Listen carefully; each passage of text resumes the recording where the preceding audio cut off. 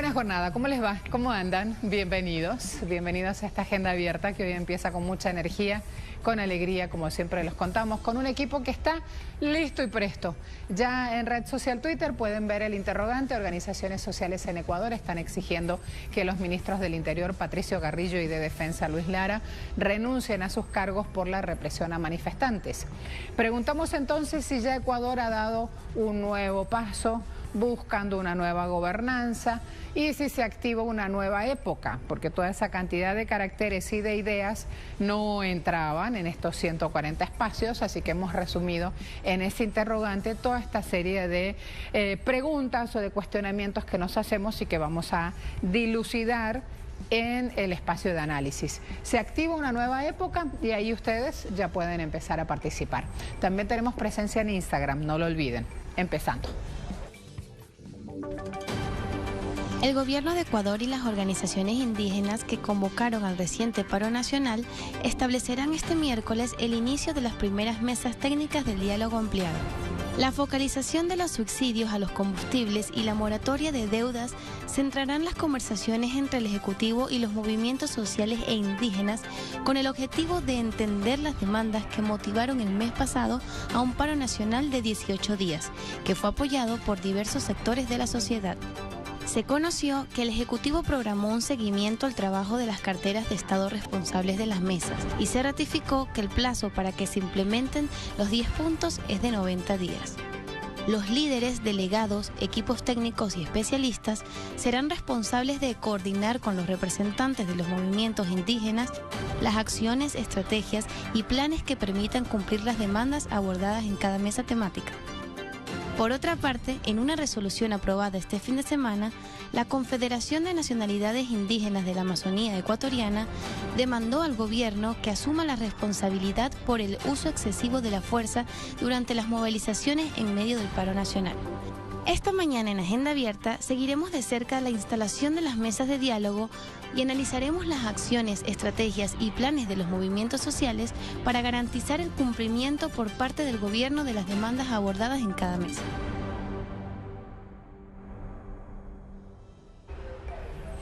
Fíjense esta situación, Telesur, estamos ya activados en redes sociales viendo portales. Diálogo sobre demandas del paro en Ecuador entra en nueva fase. Según medios locales, las mesas de trabajo abordarán combustibles, banca pública y privada, fomento productivo, empleo y derechos laborales, energía y recursos naturales. También habrá mesas encargadas de temas como derechos colectivos, educación superior, control de precios, acceso a la salud y seguridad, justicia y derecho. Múltiples temas, hay que ver cuánta tarea se va a poder hacer cuando hay objetivos tan ambiciosos y corto tiempo, corto plazo, es difícil. Resumen latinoamericano dice: diálogo sobre demandas del paro entra en nueva fase.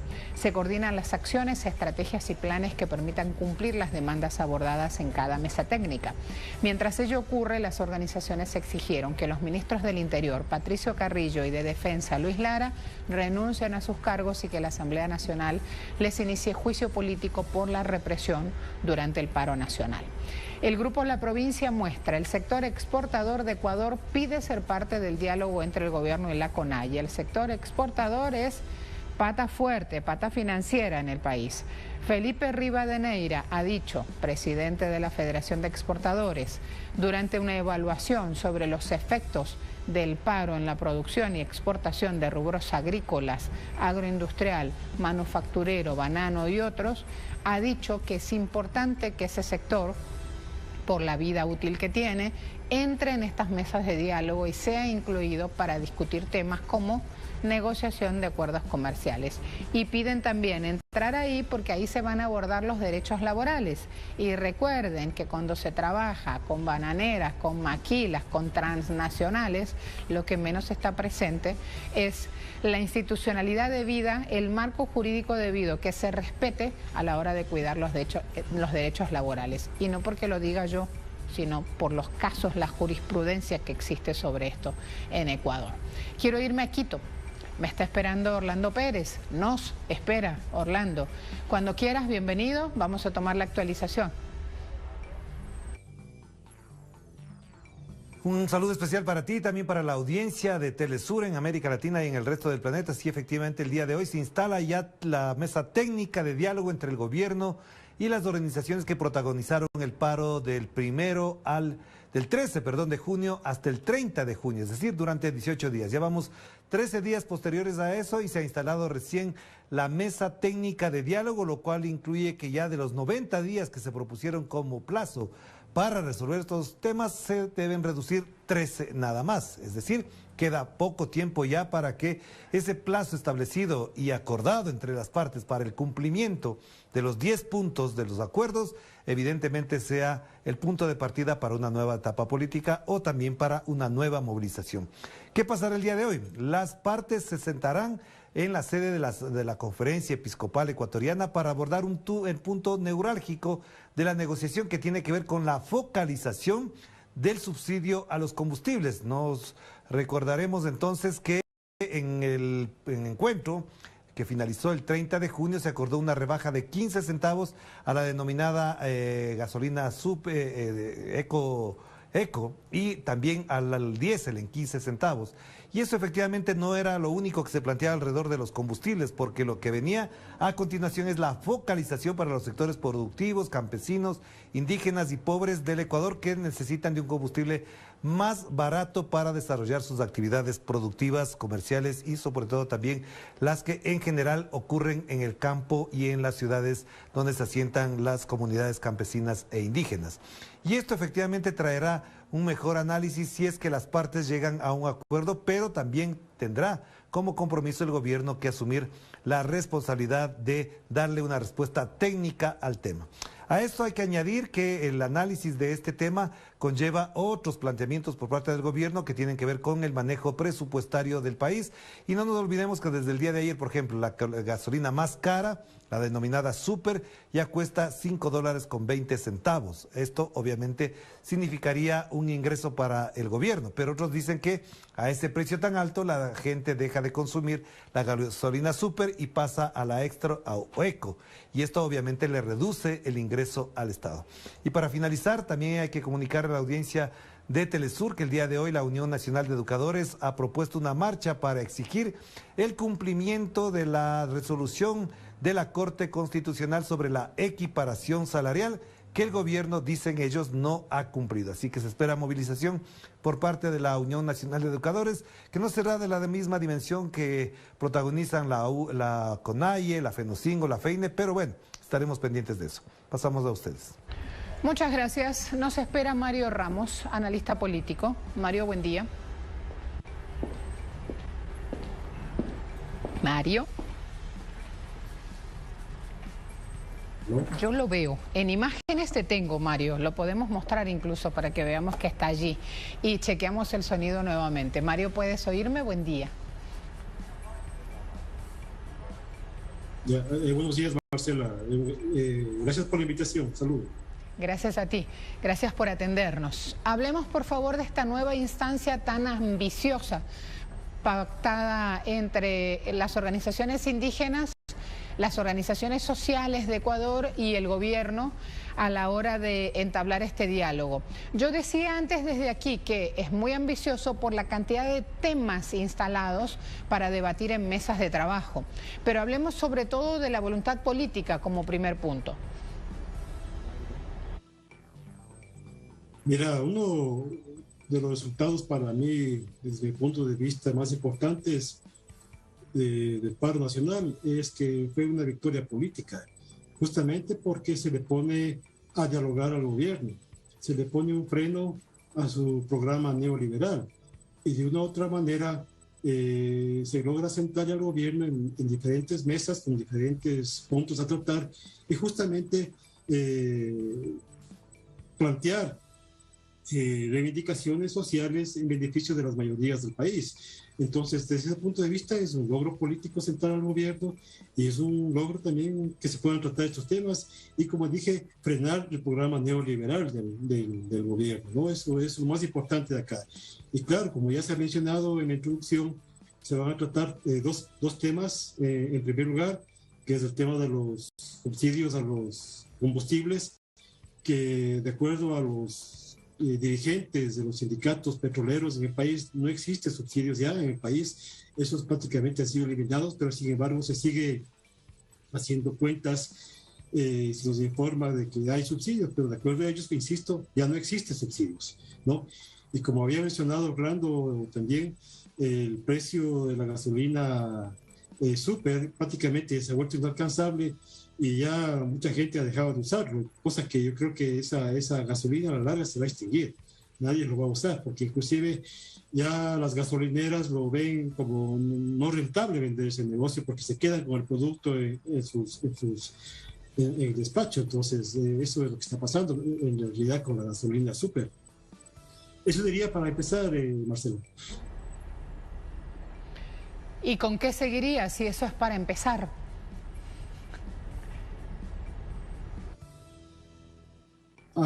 Bueno, el siguiente tema es el tema de ¿cómo se llama?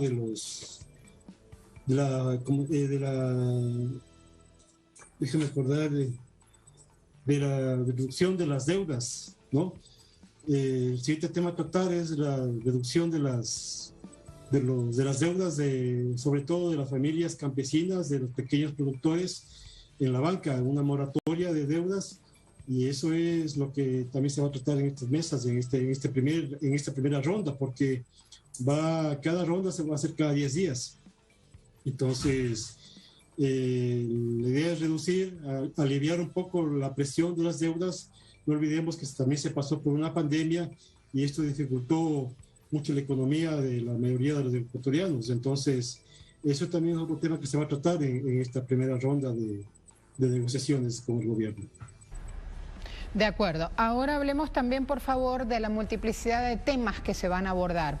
Y como decías, ya con este nuevo aire, con esta idea de que hay que ir a remover un programa económico neoliberal para lograr bienestar. Sí, son 10 temas, ¿no? Está el fomento productivo, está el empleo y derechos laborales, está energía y recursos naturales, está derechos colectivos y educación superior, protección a las inversiones nacionales, control de precios, acceso a la salud y seguridad. El Ecuador está viviendo una crisis de seguridad muy grande, muy complicada. Esos son los 10 temas que se van a tratar con el gobierno, pero como dije anteriormente, van a ser más o menos 90 días y cada 10 días se van a tratar los diferentes temas a lo largo de los 90 días. Entonces hay que ver qué va saliendo de esto, ¿no es cierto? Yo creo que obviamente como una negociación no todo el mundo consigue todo lo que quiere, pero lo importante, lo de fondo, lo que debe importar, creo yo, a todos es que, como dije, se frena el proyecto neoliberal del gobierno y se le arranca reivindicaciones, ¿no? Yo creo que va a ser negociaciones difíciles, pero algo se va a conseguir. Cuando hablamos de que esta crisis está profunda en Ecuador y que este diálogo político entre organizaciones sociales y gobierno ha tenido sus idas y sus vueltas, también hablamos de una profunda necesidad instalada luego de la pandemia en Ecuador de repartir, de distribuir de manera más equitativa los ingresos que tiene el país. Hablemos también de esto, por favor, porque poco se dice del ingrediente financiero que tiene Ecuador y es por esto que los exportadores quieren entrar a las mesas de trabajo. El país siempre ha crecido, la cuestión es cómo ha distribuido ese ingreso. Mario. Mira, es muy difícil que se logre conseguir en estas mesas de negociación una redistribución de la riqueza. Para lograr eso tendría que haber otro gobierno, ¿no? Tendría que haber un gobierno de otras características, un gobierno que implemente un programa antineoliberal, un programa de características nacional populares. Entonces, aspirar a eso es demasiado, entonces no creo que se vaya a conseguir eso. El neoliberalismo del gobierno es muy profundo, hay fuertes compromisos con el Fondo Monetario Internacional. Entonces, eso destruir los acuerdos, digamos, o echarse atrás de los acuerdos que ha establecido el gobierno con el fondo es muy difícil. Ahora los exportadores quieren ingresar a las mesas de negociación, porque en uno de los planteamientos que siempre ha planteado el movimiento popular y indígena aquí en el Ecuador es no a los acuerdos de libre comercio, porque como todos sabemos, esos acuerdos no son injustos, ¿no? A la larga terminan afectando a los campesinos, a los pequeños y medianos productores. Y por eso es que los exportadores han pedido que se incluyan en las mesas de negociación, porque ellos en cambio sí le apuestan a los acuerdos de libre comercio. Esa esencia, todavía quieren tener una participación ahí. Yo lo veo necesario, yo no veo por qué se tiene que excluir a los exportadores. Yo creo que en las mesas de negociación deben estar todos los actores involucrados. Simplemente lo que se debe pelear es que se defiendan los intereses del país, se defienda la soberanía del país y se logre acuerdos comerciales justos, no acuerdos de libre comercio, que es diferente, pero sí acuerdos comerciales justos en beneficio del país. Se entiende. Ahora ya por último, hablemos también del rol de la prensa, muy señalada en Ecuador por las organizaciones sociales, de acuerdo a la cobertura que han hecho de la represión policial y que ha acabado con la vida de manifestantes en ese país.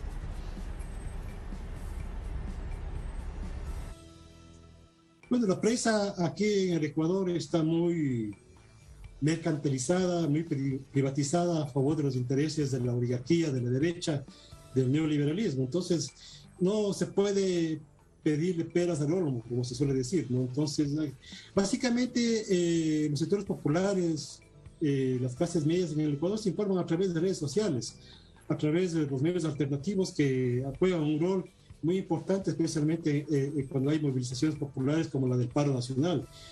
Y es a través de esos medios que realmente nos informamos, ¿no? Porque ya no se puede, ya la gente sabe que no se puede creer en los medios de la televisión, de la radio, especialmente muy controlados por monopolios, por grupos de poder en el país. Entonces eso ya es un hecho acá ya bastante, digamos, profundo en el Ecuador, y no existe una comunicación democrática, ¿no? Pero afortunadamente existe el Internet, y de una u otra manera eso se neutraliza y la gente se comunica por las redes sociales, ¿no? En el paro nacional, el TikTok jugó un rol muy importante. El Twitter es un medio de comunicación más para ciertas, digamos, sectores sociales más de carácter analítico, no político, de intelectuales, y el WhatsApp, ¿no? El WhatsApp es lo que también se usa mucho, y básicamente estas tres redes sociales logran neutralizar, digamos, ese boicot, esa posverdad que ahora se dice que existe y que manejan los medios de comunicación grandes aquí en el Ecuador. Te mandamos un gran saludo, Mario. Muchas gracias. No hay de qué. Saludos, Marcelo. Hasta luego, hasta la próxima. Mario Ramos nos acompañaba en el análisis. Y ahora, organizaciones sociales exigen que los ministros del Interior, Patricio Carrillo, y de Defensa, Luis Lara, renuncien a sus cargos por la represión a manifestantes. Preguntamos si en Ecuador se activa una nueva época y ustedes en su mayoría opinan que sí. 88,3% ha votado esa opción. Esta pregunta sigue posteada en Twitter, pueden seguir participando. Al final del día la cerramos y abrimos un nuevo capítulo. A un año del intento de Estados Unidos de desestabilizar la tranquilidad del pueblo de Cuba, tenemos ahora una celebración del triunfo sobre el odio y una guerra económica que ejerce la Casa Blanca desde hace más de 60 años. Mire esto.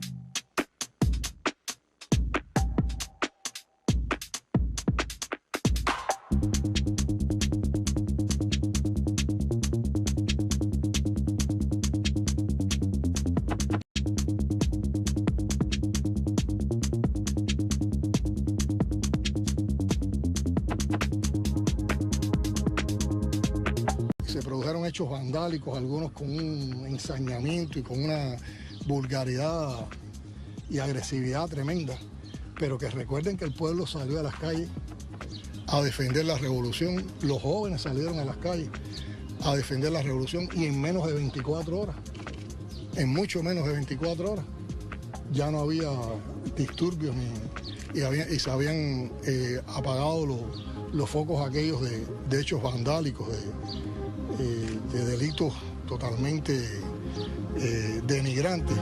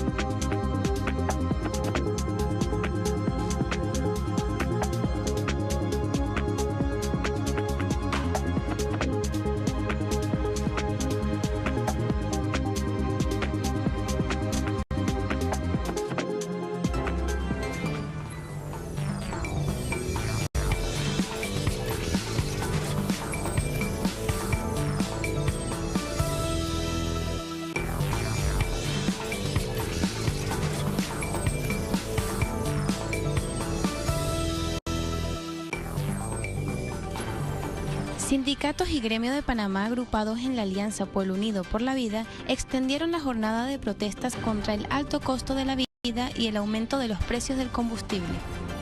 El paro abarca varias provincias y se produce contra los altos precios de la canasta básica familiar y la gestión del gabinete que dirige el presidente Laurentino Cortizo. Los líderes de los sindicatos y movimientos sociales hicieron un llamado al gobierno para que retome el diálogo con el fin de dar solución ante las 32 demandas presentadas. Por su parte, el gobierno anunció la implementación de medidas de austeridad como la reducción de 10% de la planilla estatal, el inicio de un programa de retiro voluntario a servidores públicos y a la suspensión de cualquier aumento de salario dentro del sector público. Esta mañana en Agenda Abierta seguiremos la extensión de la huelga contra el alza de los precios y analizaremos las medidas implementadas por el gobierno en respuesta a las demandas de los manifestantes. Mi Diario dice, líderes indígenas se pronunciarán por lo que consideran burla del Ejecutivo. La Coordinadora Nacional de Pueblos Indígenas de Panamá adelantó que informarán sobre las acciones que van a tomar a nivel nacional por la poca importancia que reciben de parte del presidente Laurentino Cortizo los pueblos originarios panameños. 10 de la mañana de este miércoles, líderes y dirigentes de los 7 pueblos indígenas y 12 congresos y consejos originarios de todo el país se reúnen para hacer y presentar este pronunciamiento ante el gobierno. La prensa dice, ante ola de protestas, la Asamblea Nacional informa de un plan de contención de gastos y medidas de austeridad. La directiva aprobó formalizar hoy esta solicitud de contención de gastos ante el Ministerio de Economía y Finanzas y la Asamblea Nacional informa que a partir de hoy también se toman medidas de austeridad, entre ellas suspensión de viajes y viáticos al exterior de diputados principales y suplentes, así como del personal administrativo y asesores. Telemetro muestra continúan los cierres a nivel nacional a pesar de los anuncios de las medidas de austeridad. 6º día de cierre y protesta en el oriente de la provincia de Chiriquí. Los manifestantes catalogan que van a seguir con esta cuestión por el alto costo de la vida y porque no han sido escuchados con sus reclamos. El cierre en Orconcito se ha desarrollado por parte de miembros de la comarca Gavé-Buglé, quienes se sumaron a la lucha de los docentes y protestan en otros puntos de esta provincia. Parecería que estas protestas están focalizadas, pero en realidad arrastran un sentir que está desplegado a lo largo del territorio nacional. Esto es bueno aclarar. Nos esperan Jorge Castañeda Patén, abogado y analista político. Jorge, buen día.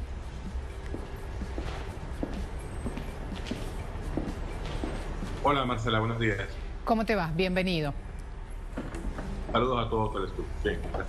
Quiero en principio preguntarte la importancia de tener en claro esto, de que no son puntos focalizados en el territorio nacional los que tienen protestas, sino que estas protestas están resumiendo o enmarcadas dentro de un de un espíritu desplegado en todo el país de ir a protestar contra el sistema de gobierno que tienen, Jorge?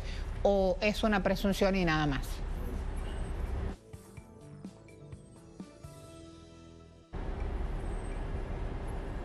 Te escuché entrecortado la pregunta, disculpa. Decía, lo que está pasando en algunas provincias, para ti, ¿es focalizado o resume el sentir del país? Bien, Panamá, como les había comentado anteriormente, tiene un hartazgo acumulado. El hartazgo acumulado viene a ser, viene a hacer una chispa, que es lo último, el tema de la gasolina, que ha repercutido en todo la vida del panameño y del extranjero que vive en Panamá. Las provincias occidentales, que son las que coinciden con un nivel de pobreza extremo, donde está la comarca Angobe-Buglé, donde están los sectores indígenas con mayor afectación económica, con mayor afectación social, que es donde están los pueblos Nazoteribe, están los pueblos en Bocas del Toro, están los pueblos Ngobe, Buglé, y además están los productores, la gran masa de productores. Fueron los primeros, uno de los primeros que se manifestaron, pero ahora ha sido una reacción en cadena. Los docentes, los médicos, los profesionales, hay grupos sociales, profesionales, que no son tradicionales en la protesta panameña, pero que en este instante, en este momento, se han unido a los estudiantes y a los obreros de la construcción del poderoso sindicato Suntrax, a una protesta generalizada, masificada.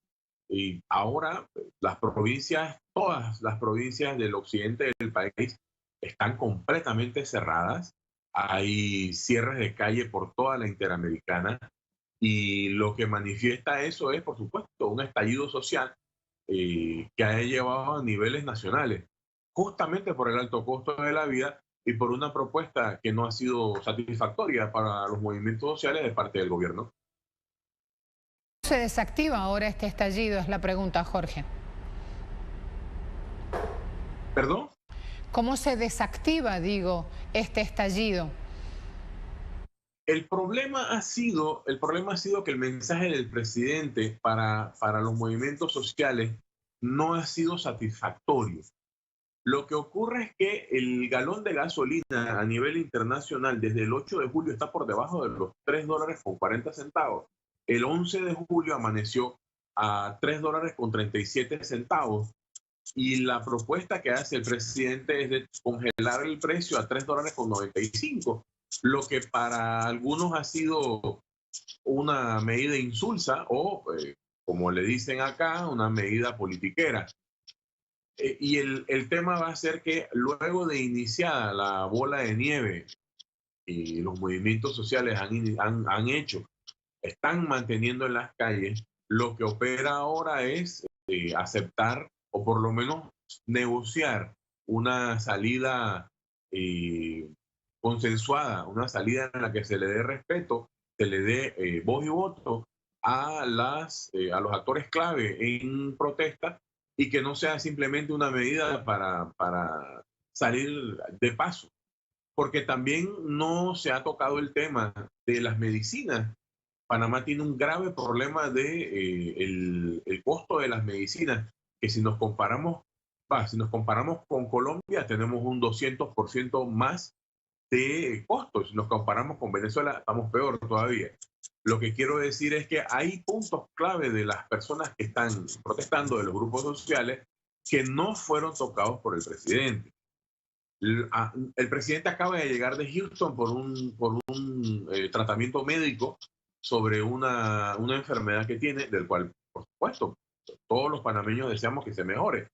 No obstante, sus asesores, no obstante, su gabinete es el que ha tenido el control durante estos días de protesta y no hicieron mayor énfasis, solamente esperar que llegara el presidente para un aviso, un anuncio de un congelamiento de gasolina a $3.95 el galón, cuando lo que a nivel internacional está bajando muchísimo más. Además del congelamiento de 10 productos de la canasta básica, que para el movimiento social no ha sido suficiente. ¿Cómo se detiene esto? Sentándose a conversar, cediendo, llegando a puntos de consenso y, por supuesto, escuchando a la población. Y es que ahí está el punto, el escuchar a la población sabemos que implica ir a tomar acciones sobre un modelo que a Panamá por años le ha funcionado porque le ha generado ganancias. ¿Tú puedes oírme, Jorge? Sí, escuché ¿Sí? la última parte de las ganancias. Digo, ¿cómo ir a escuchar el reclamo de los trabajadores si tiene un modelo el gobierno que le ha funcionado porque acumula ganancias, porque las transnacionales levantan utilidades, Jorge? Y es irremediable lo que ha ocurrido en Panamá mientras tanto el modelo neoliberal se mantenga. No olvidemos que desde 1989, luego de la invasión, nosotros hacemos mucho énfasis en esto porque los movimientos sociales, los intelectuales, las personas, los progresistas, las personas de izquierda, nosotros hacemos mucho énfasis en el tema de la invasión porque nosotros queremos que se vean en Latinoamérica entera, se vea en nuestro espejo. Luego de la bota militar impuesta en Panamá por vía de la independencia de Colombia, que significó más de 70 años con la bota de los norteamericanos y que fue el corolario de la invasión de 1989, el 20 de diciembre, nosotros nos impusieron un modelo económico, nos pusieron a su disposición completamente. Y eso resultó en lo que estamos viendo hoy en día. Y sobre lo que dices, Marcela, es completamente cierto. Las transnacionales en Panamá tienen tantos beneficios que se han llevado 5.000 millones de dólares en pago en falta de pago de impuestos. Panamá es uno de los países que menos impuestos pagan las transnacionales y las empresas grandes. Tocarle el bolsillo a los empresarios, tocarle el bolsillo a las transnacionales es un deber, es un rol que tiene que hacer un gobierno que defienda a los intereses de las mayorías. Y sobre ese tema en particular, muy bien mencionas el tema de las transnacionales con relación a las gasolineras, a la gasolina. La distribución de la gasolina en Panamá es la segunda más cara en Latinoamérica después del Perú. Y eso solamente significa unas ganancias excesivas, unos montos extraordinarios de ganancia que por supuesto en pandemia se mantuvieron, tanto de la gasolina como de la distribución de alimentos y también de las medicinas, que es uno de los pilares fundamentales de los movimientos en protesta. Las transnacionales lo que hacen es explotar al panameño con una legislación laboral favorable luego de las reformas al Código de Trabajo en 1995 por el gobierno de Ernesto Pérez Valladares, también del PRD, con los monetaristas de la Escuela de Chicago, que fueron los que aliviaron agarraron el Código de Trabajo, lo hicieron pedazos a medida de las transnacionales, a medida de las empresas, y el resultado ha sido, por supuesto, esto que estamos viviendo hoy en día. Jorge, aquí hay temas cruzados que también en este diálogo que parece que solo aborda la actualidad, que también es necesario revisar. Y es la historia de Panamá, porque eso es lo que está aflorando en esta conversación. La historia de Panamá que necesita ser dada vuelta como una media. Esto lo leí en redes sociales ayer. Y quiero preguntarte si las redes sociales van por un lado y los medios de comunicación por otro, abordando la situación. El comportamiento de la prensa es lo que quiero abordar en este último punto, por favor, Jorge. La prensa en Panamá tiene una particularidad. Nosotros somos un país chico y ese país chico implica, dice el proverbio popular, un infierno grande. En ese sentido, la prensa ha tenido una participación conveniente. Los medios de prensa en Panamá tienen los mismos dueños que están cruzados en los intereses políticos y, por supuesto, los intereses económicos, los que utilizan a los partidos tradicionales y los que utilizan el Estado como pivote de acumulación. Entonces, los medios de comunicación hicieron por una semana, hicieron una fuerte campaña para hablar del precio de la gasolina para darle un choque al gobierno para con la población, pero ahora que se salió de las manos y las masas rebasan el discurso hegemónico, que es el discurso crítico político de los medios de comunicación, ahora entonces llaman a la paz, llaman al diálogo, llaman a deponer actitudes guerreristas, pero por supuesto que no hacen lo mismo con la Policía Nacional y con el peligroso grupo antimotín, que es el que ha hecho anteriormente, han cometido excesos, han cometido asesinatos, han cometido una serie de vejaciones que ya están en debate en la Comisión Interamericana de los Derechos Humanos. Los medios de comunicación son el brazo de comunicación, son el brazo de papelería para los gobernantes y por supuesto para las empresas privadas, que hasta donde no afecten sus intereses, lo que van a hacer es lo que conocemos en Occidente. Los medios de comunicación son mero entretenimiento. Es que hacen una campaña, una matriz de opinión en contra del movimiento popular y sus exigencias. Te mandamos un gran saludo y muchas gracias, Jorge, por este tiempo. Gracias, siempre para Telesur. Saludos. Jorge Castañeda Patén, abogado, también analista político, nos acompañaba revisando los hechos en Panamá. Seguimos atentos.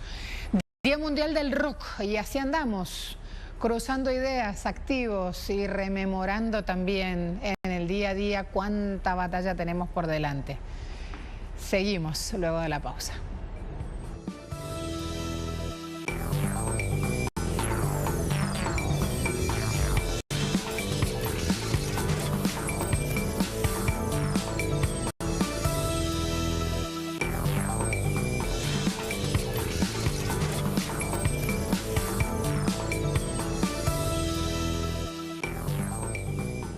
Fíjense lo que está pasando en Guatemala. Un grupo de ganaderos comunitarios lograron el apoyo del Ministerio de Alimentación y Ganadería para prevenir la rabia bovina después de sufrir discriminación del Ministerio de Salud, que había hecho una alerta sobre posibles casos. Desde Quiché, nuestro corresponsal Santiago Botón va a sumar el siguiente informe. Una jornada de vacunación masiva para prevenir la rabia bovina es impulsada por el Ministerio de Agricultura y Ganadería MAGA en la aldea Santa María Tzejaix, Canquiché, al norte de Guatemala. Logramos obtener una muestra de un animal muerto y se hizo el diagnóstico para la enfermedad, que es rabia bovina. Y el día de hoy estamos ya realizando las acciones de prevención de la rabia bovina con los ganaderos. Las familias ganaderas cuentan que inicialmente fueron discriminadas por el Ministerio de Salud porque alertaron a tiempo sobre los posibles casos de rabia bovina en la comunidad. Se siente feo cuando escuchas que una comunidad está restringido a consumir carne porque hay un brote de enfermedad que sin consultar, sin preguntar realmente cómo están las cosas para poder hacer un comunicado. Y eso sí estuvo muy mal. Es el primer acercamiento del MAGA con los ganaderos a pequeña escala de la comunidad, quienes históricamente han mantenido la crianza de vacunos a base de consejos de las veterinarias privadas, según relatan. Como se lo cuentan en la veterinaria o algo así, uno vacuna porque sabe, bueno, tengo que inyectar y lo hacemos una vez cada año, pero sí, prácticamente adivinando podríamos decir, porque no tenemos ni un conocimiento. La ganadería a pequeña escala es la segunda fuente de ingreso económico en el área rural y se ha convertido en la seguridad alimentaria en el norte de Guatemala, según los ganaderos.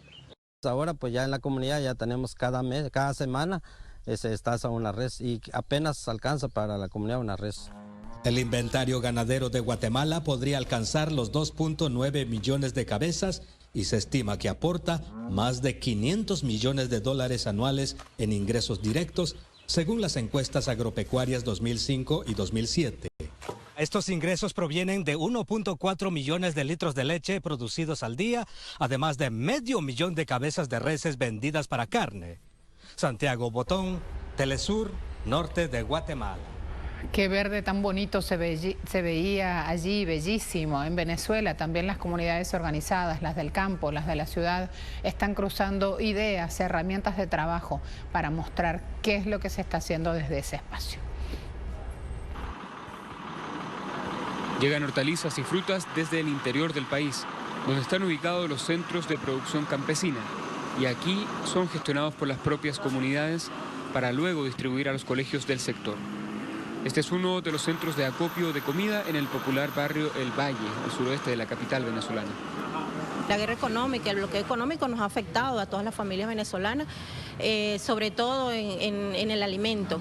Eso fue un golpe duro que nos dieron en el alimento y llevar desde el pueblo campesino al pueblo consumidor rubros a bajo precio es lo mejor que se ha podido hacer a través del Plan Pueblo a Pueblo. Es un proyecto del Plan Pueblo a Pueblo, una coordinación de comunidades del campo y la ciudad para conseguir precios más bajos evitando intermediarios. Trabajan con comunidades de base organizadas en 7 parroquias populares de la capital. Aquí en el Valle distribuyen más de 2 toneladas de comida a 3 escuelas. Nosotros tenemos 5.600 personas habitando en la comuna, eso se traduce en 2.270 familias, y el ejercicio que nosotros hicimos fue de manera planificada organizar el consumo en la comunidad. A su vez, organizar el consumo nos permite también de alguna manera otorgarle insumos a los productores para que ellos también planifiquen su producción. Entonces, ese ejercicio se hizo desde el 2019, desde el periodo de pandemia, y es un ejercicio que se ha hecho de manera ininterrumpida hasta el día de hoy. A pocas cuadras de ahí, en la parroquia Coche, otro operativo de distribución para las escuelas. La matrícula, por supuesto, aumenta cuando tenemos comida. Además, se ve en los niños, se ven más saludables, tienen oportunidad de comer algunas cosas que en casa a veces no comen. Por ejemplo, las verduras, los vegetales, que es tan costoso, pues porque con esta situación la gente va comiendo casi que puro carbohidrato. Y pues en los colegios tienen la oportunidad de comer proteínas, vegetales, frutas, verduras, de tener una alimentación balanceada. En esta escuela reciben la comida para 15 otras escuelas. Son 4.500 kilos de comida. Trabajan comunidades, organizaciones populares y entidades del Estado, como la Corporación Nacional de Alimento Escolar y los programas alimentarios escolares. El trabajo es en conjunto con las comunas organizadas para complementar lo que entrega el SENAE a las escuelas que tienen el programa PAE.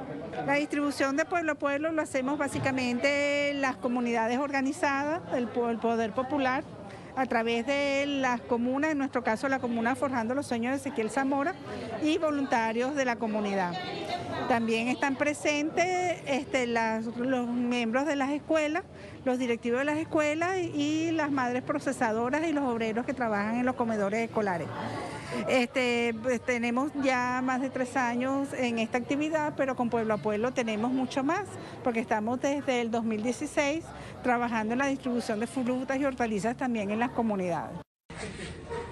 Pueblo a Pueblo distribuyó la última semana escolar 69 toneladas de alimentos para 235 escuelas, alcanzando a unos 85.000 niños y niñas.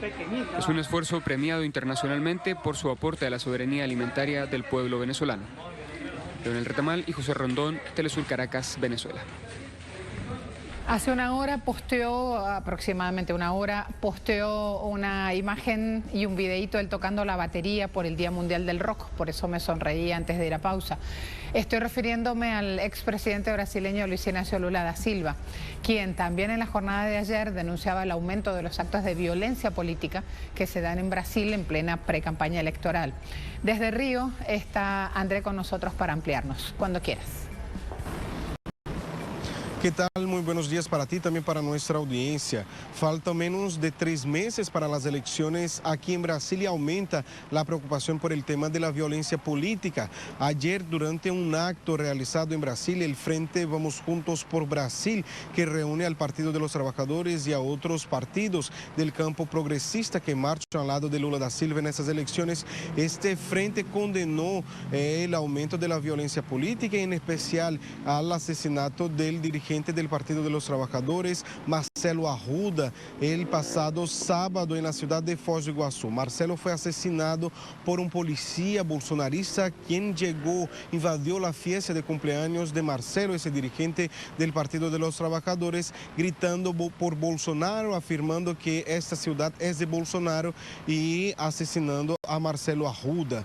Asimismo, también aquí en Brasil, el día de ayer, la oposición cobró, exigió por parte de la Fiscalía General aquí de Brasil que actúe en estos casos y que también federalice este caso, o sea, que las investigaciones del asesinato de Marcelo Arruda pase desde la Policía del Estado de Paraná a la Policía Federal. También pidió, por ejemplo, que el ataque contra la caravana del expresidente Lula el pasado año 2018 también sea investigado por la Policía Federal, porque recordemos, los tiros contra la caravana siguen sin ningún responsable. Si la investigación no concluyó y no ha condenado a ninguna persona por este crimen. También aquí en Brasil, el Observatorio de la Violencia Electoral y Política de la Universidad Federal del Estado de Río de Janeiro, la Unirio, apuntó un aumento de la violencia política en los últimos años. En el primer semestre del año 2019, primer año del gobierno del presidente Jair Bolsonaro, fueron 47 casos, y este año, este primer semestre de 2020, ya son 214 casos, o sea que más que cuadruplicó el número de violencia política aquí en Brasil en estos últimos 3 años de gobierno del presidente Jair Bolsonaro. Asimismo, solamente este año ya fueron registrados 40 asesinatos de lideranzas políticas, de líderes políticos aquí en Brasil. Asimismo, también Río de Janeiro aparece como el segundo estado más afectado. Primero viene São Paulo con 28 casos este año, viene luego Río de Janeiro con 24 casos y Bahía con 22 casos. En el estado de Paraná, donde murió Marcelo Arruda el pasado sábado, ese dirigente petista registró este primer semestre de 2022 4 asesinatos. O sea que ese es el panorama de cara a las elecciones, cuando faltan menos de 3 meses para esta contienda política aquí en Brasil. Adelante, compañeros. Muchas gracias, André. Y fíjense que el presidente de Sri Lanka abandonó el país. Madrugada de miércoles tomó un avión militar con rumbo a Maldivas. Una salida que se da el mismo día que se esperaba que renunciara a su cargo. Supuestamente dejó una nota escrita. Y ahora ya hay otros pasos activados en el país en plena crisis económica. Iramsi Peraza va a sumar más información sobre estos hechos a partir de este momento. Iramsi. Saludos, efectivamente, pues las autoridades de Sri Lanka confirmaron la salida del hasta hoy presidente de ese país, Gotabaya Rajapaksa, en un avión militar rumbo a las Islas Maldivas, después de que las manifestaciones de los últimos días le obligaran a renunciar a su cargo. Rajapaksa abandonó el país en la madrugada de este miércoles a bordo de un avión militar rumbo a las Maldivas, tan solo unas horas antes de su renuncia a formar. En la jornada de ayer, el dirigente de 73 años había intentado salir del país sin éxito, sobre todo debido a las manifestaciones que en los últimos días exigieron su renuncia de manera constante y que tuvieron su momento más álgido el fin de semana con la toma por parte de la población del Palacio Presidencial de Colombo, la capital de Sri Lanka, después de la salida de Rajapaksa, que además se confirmó ya que llegó de manera segura a las Maldivas, aunque su paradero es aún desconocido, pues se espera que se haga efectiva en cualquier momento su renuncia oficial. Los principales partidos políticos de Sri Lanka, recordemos, acordaron escoger mediante votación en el Parlamento el próximo 20 de julio a un presidente interino, quien tendrá la misión de tratar de encaminar al país hacia la recuperación económica, tratar de sacarlo de esta grave crisis en la que se encuentra por falta de la escasez de divisas que han imposibilitado a ese pequeño estado del sur de Asia de acceder a productos básicos como medicamentos, alimentos y también combustible. Pues hasta aquí toda la información, ahora devuelvo la señal. Muchas gracias. Fíjense esto, portal Swiss Info, conservadores celebran primera votación interna para elegir nuevo líder. Los diputados británicos hicieron hoy la primera de una ronda de votaciones para elegir a ese político que va a sustituir a Boris Johnson como primer ministro británico y como líder del partido político.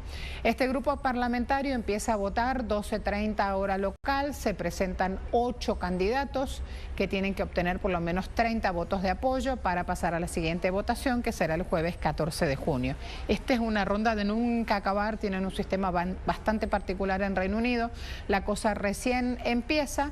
El exministro de Economía, Rishi Sunak, y la titular de Exteriores, Liz Truss, son por ahí como las voces más notorias y que mayor atención llevan por parte de la prensa. Allí entonces Swissinfo con ese portal. A todos muchas gracias. Hasta la próxima. Hasta aquí nuestra agenda abierta de este día.